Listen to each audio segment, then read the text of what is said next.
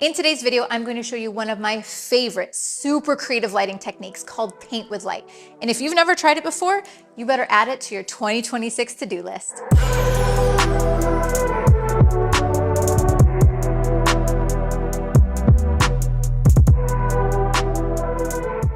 Hey everybody, Lindsay Adler here, and I have been shooting for more than half of my life. And I remember early on, I discovered this technique called painting with light. And fundamentally, a quick description of it is that you shoot on a tripod with a really long exposure in the pitch black.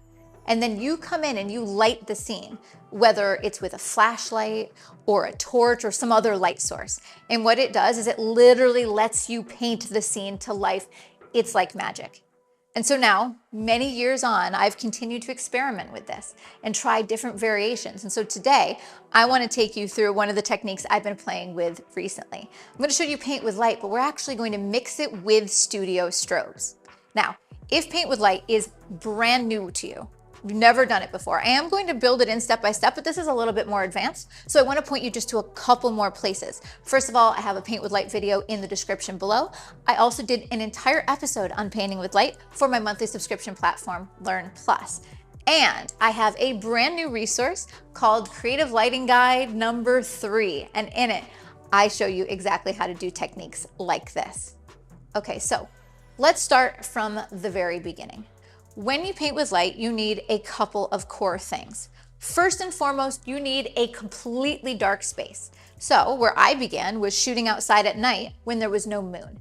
But what we're doing here is we are shooting in my studio, and we have turned off the overhead lights, we've covered some curtains, and then we've also put up some V-flats to prevent any ambient light from showing up. If there is ambient light that you don't want, it will ruin your frame over the long exposure. So thing number 1, get rid of ambient light.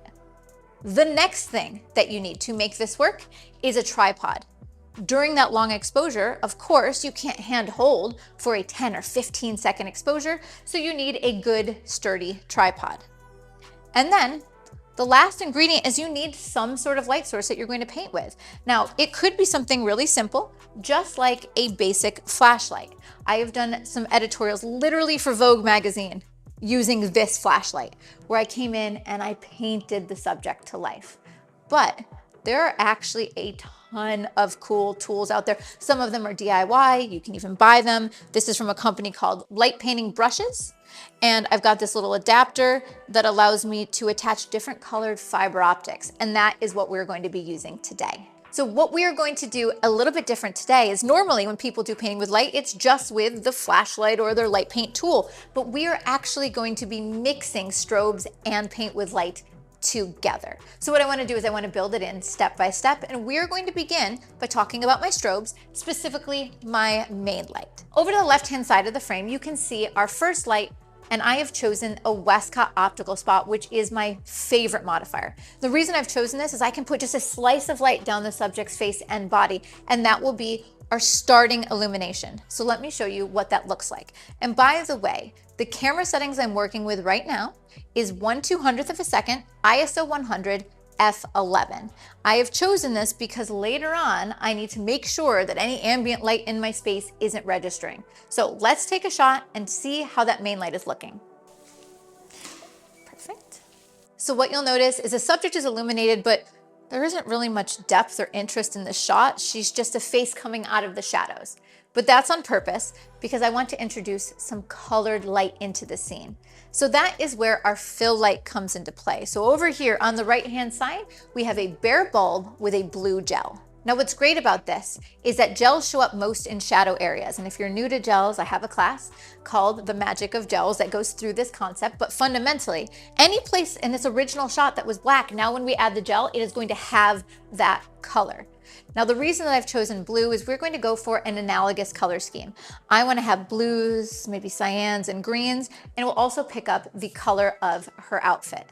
So let's see what it looks like now that we've added our fill light. So now what you'll notice is that background is bright blue, as well as the shadows on her face. And if you compare the two shots side by side, you can see exactly what I'm talking about. Any place that was a shadow now has that super saturated color. So this so far is just a basic studio strobe exposure. So what can we do to add our magical creative lighting technique? Well, right now I'm shooting at 1/200th of a second. Where it really becomes paint with light is when I start to slow down my shutter. And it's much slower than you would think. I need to give myself time to paint on my subject, to trace them. And so I'm actually going to go into manual exposure where I am now and change my shutter to 15 seconds. 15 seconds, but that's how much time I have to paint. Now, what's nice about this is typically with paint with light, if your subject moves during that 15 seconds, it can be a little bit difficult to make sure they're sharp. But for this approach, the strobes freeze the subject in place at the beginning of the frame. I'm using first curtain sync, so it flashes at the beginning of the frame, she's frozen, and then I can come in and play around with my painting with light. So that's what I'm gonna do now. I'm going to change my shutter from 1/200th of a second to 15 seconds.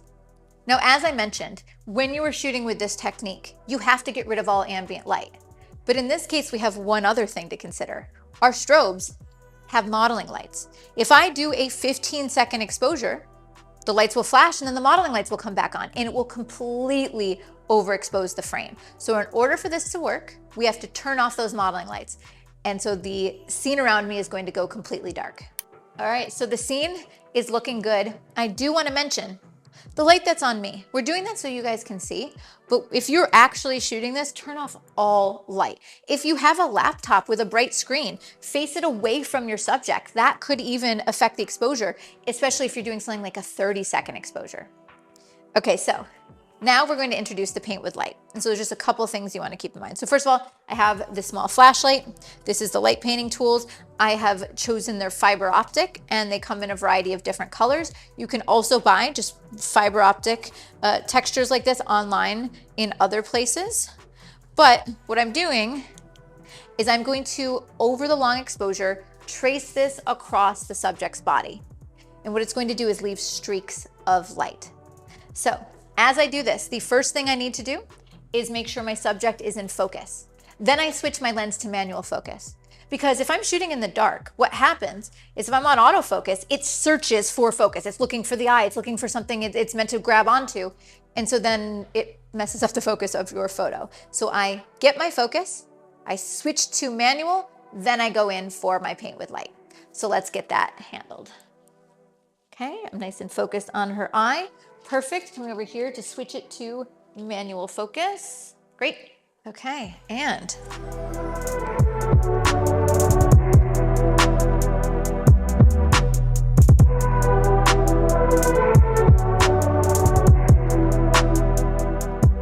all right, so you can see what the fiber optics are doing. It is creating this beautiful ghostly streak. Plus the green here is uniting her with the color palette of her outfit in the background. It's really magical, but I must warn you, it takes practice and experimentation.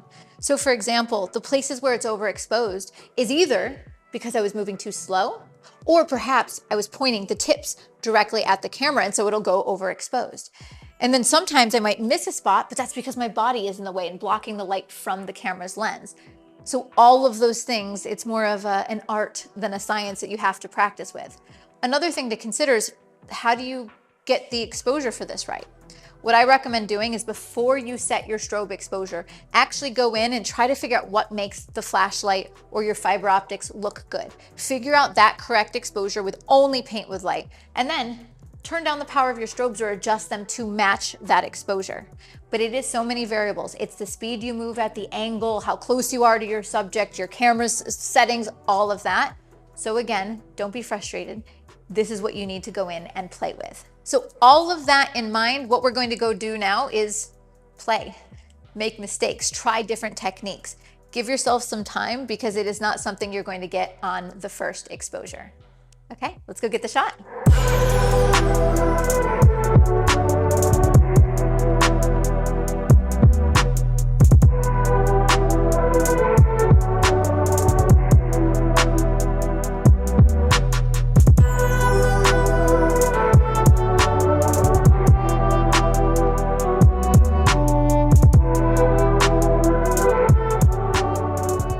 So looking at the results we just got, It is so magical. And this is one of the things that makes me fall in love with photography all over again. It's creative and it's experimenting, and you never quite know what you're going to get.